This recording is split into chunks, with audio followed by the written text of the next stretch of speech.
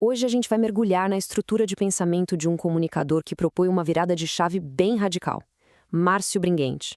O trabalho dele é visto não só como um ensinamento, mas como uma verdadeira arquitetura da consciência.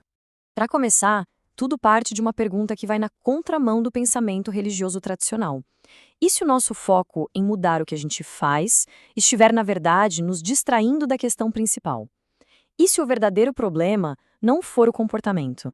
E essa pergunta já nos joga direto no coração da filosofia dele, que está toda resumida nessa frase. A premissa parece simples, mas é de uma profundidade imensa. Antes de qualquer mudança do lado de fora, alguma coisa precisa ser redefinida do lado de dentro. A transformação de verdade começa na identidade. Tá, mas de onde vem uma ideia tão diferente assim? Para a gente entender a origem dessa abordagem, a gente precisa voltar um pouco. Ela não nasceu de respostas prontas, mas de uma busca interna muito, muito mais profunda. A estrutura do Bringent não é uma teoria de livro, sabe? Ela foi literalmente forjada no fogo de perguntas, de crises e de confrontos internos. É o resultado de uma jornada pessoal em busca da verdade, que vai muito além de uma mudança superficial. E foi no meio dessa jornada que veio a grande virada de chave, a descoberta que mudou o jogo todo. A percepção de que o propósito das escrituras não é ser um manual de regras para alterar o que as pessoas fazem, mas sim um mapa para redefinir quem elas são na sua essência. Isso nos leva direto para o núcleo, para o coração de todo o ensinamento dele. Uma matriz de identidade central que se baseia numa reinterpretação radical do que a cruz significa. Então, o ponto crucial é este aqui. A verdade central é que a cruz não veio para dar uma melhorada, para consertar a antiga natureza humana. Ela veio para encerrar o velho homem, para que uma criação inteiramente nova pudesse ser revelada. Ou seja, não é sobre renovação, é sobre substituição. E aqui o contraste fica gritante, né? De um lado, a gente tem o foco religioso tradicional, esforço espiritual, autoaperfeiçoamento, a tentativa de agradar a Deus, que muitas vezes acaba gerando culpa e medo. Do outro lado, o foco na identidade, que é sobre reconhecimento, descanso, consciência e governo interior. É uma mudança de paradigma completa. Beleza. Com essa base estabelecida, a pergunta é: como é que essa mensagem é construída e comunicada?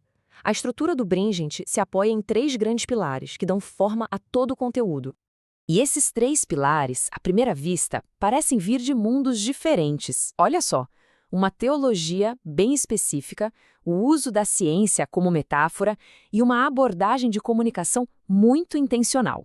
Vamos entender como essas três coisas se conectam para ativar a consciência. O primeiro pilar é a teologia da nova aliança. Ela funciona como o grande filtro por onde tudo passa. A ideia central é que o velho eu morreu, já era. Uma nova criação nasceu. Isso quer dizer que Cristo vive no crente e que o crente, por sua vez, está posicionado com Cristo. A consequência direta disso? Não existe mais condenação. E dentro dessa teologia, a Bíblia muda completamente de função. Ela deixa de ser vista como um livro de regras e se torna um mapa de identidade, um manual de consciência, quase como um código-fonte espiritual que revela quem a pessoa realmente se tornou.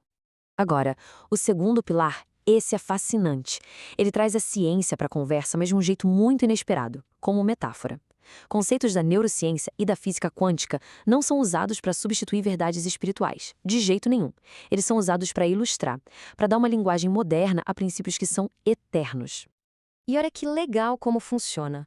A neuroplasticidade vira uma metáfora perfeita para a renovação da mente. Os caminhos neurais antigos, eles representam a maneira de pensar do velho homem.